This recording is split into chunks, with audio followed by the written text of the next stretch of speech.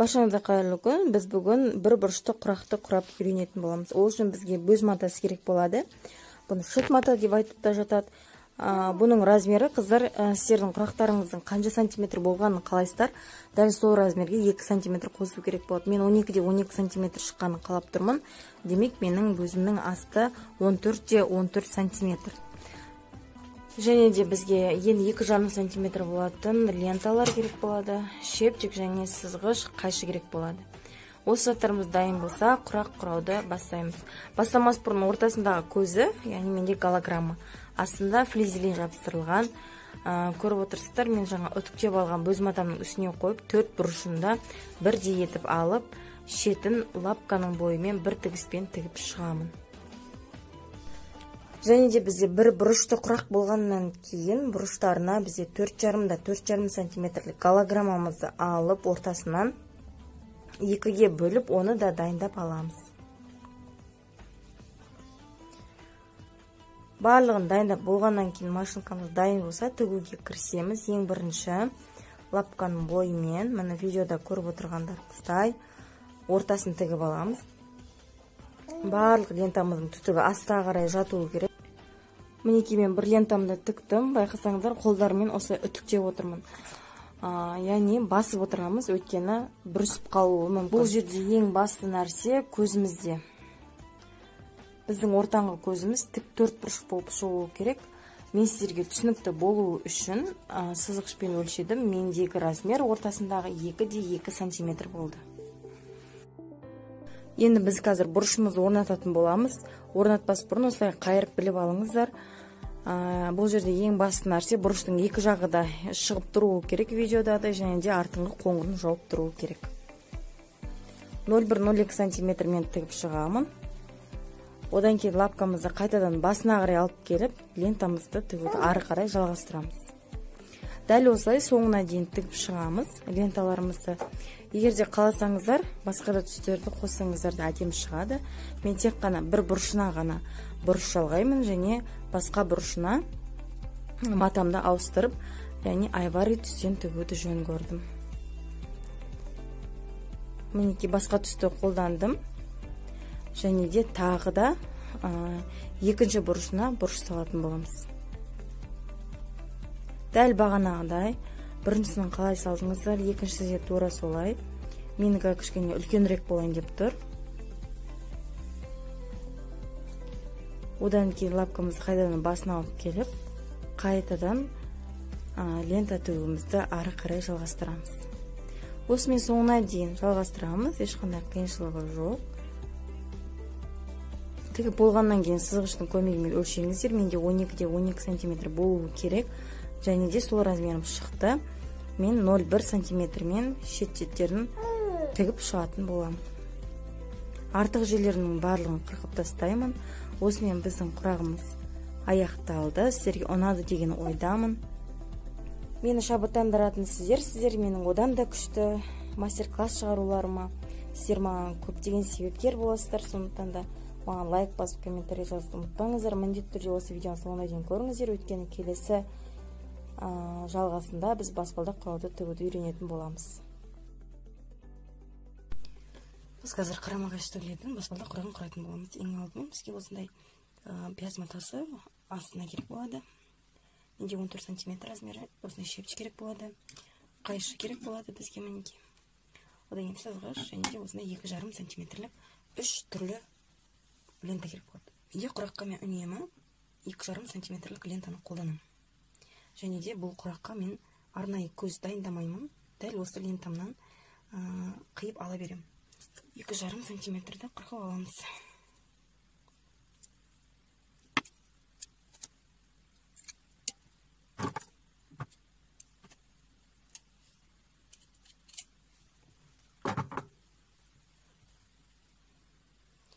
Мінекей, енді қазір тігетін боламыз.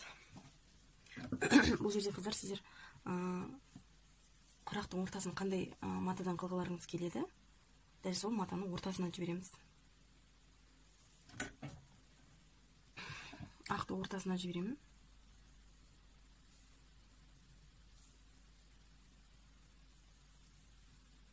Енді осы екі түсті бір-біріне қосып тігіп аламын.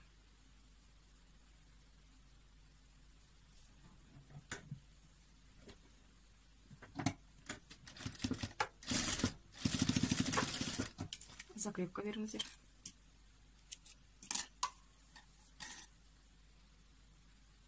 Одан кейін екеуінің ортасын қатты етіп ашамыз. Өйткені былай жатып қалуы мүмкін. Одан кейін барып қызыл түсімізді тігеміз.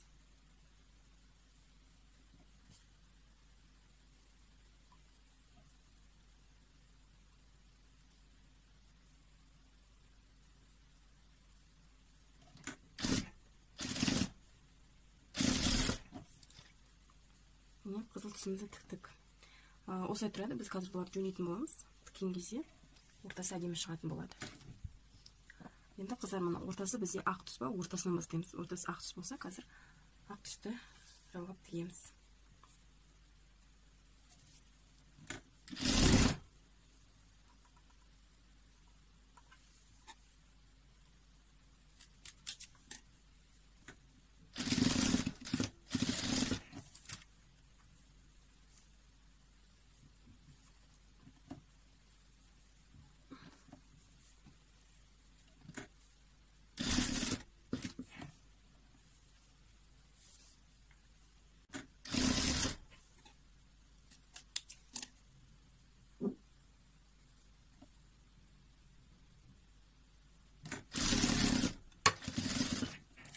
Мінекей бізде ортасы шықты.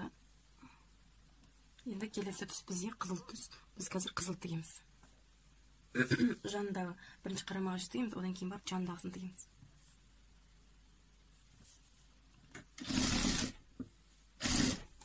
Ленталардың түтігін астына қарауды ұмытпаңыздар.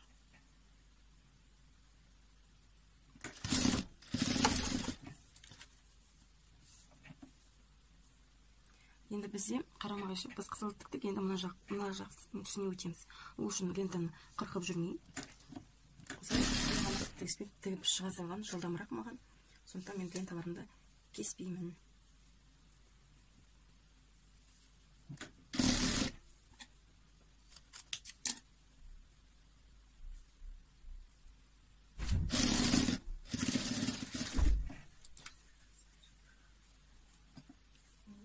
Міне бізде ортасы әдемі болды.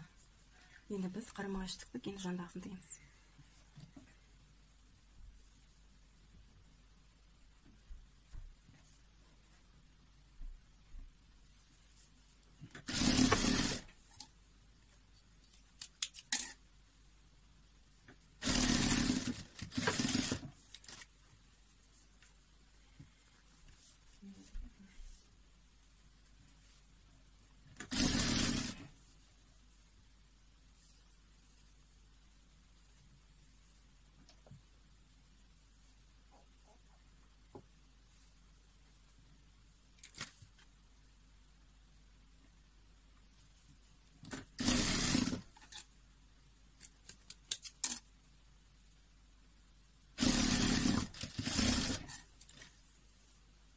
Енді біз жандағысын тігеміз.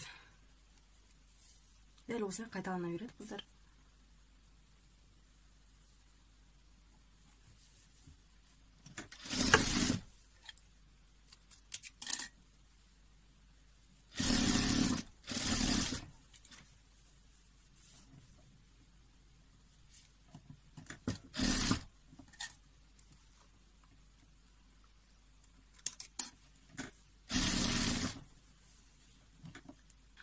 Жалпы түсінбейтін қиын ештеңесі жоқ.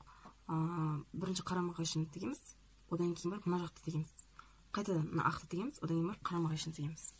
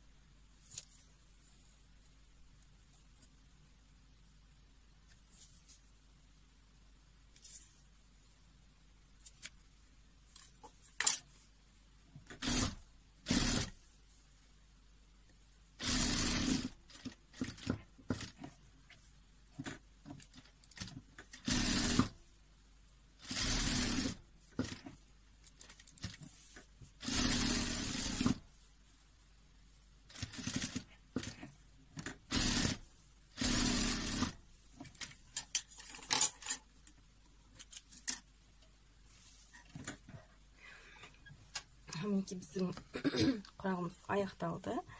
Енді біз осы артық жерлерін барлығын қырқып тастаймыз.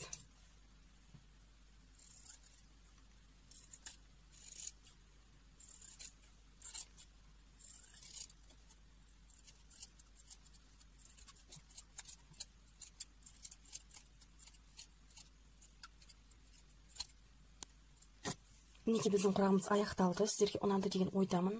Ұнаса міндетті түрде пікір қалдырыңыздар және баға беріп кетіңіздер.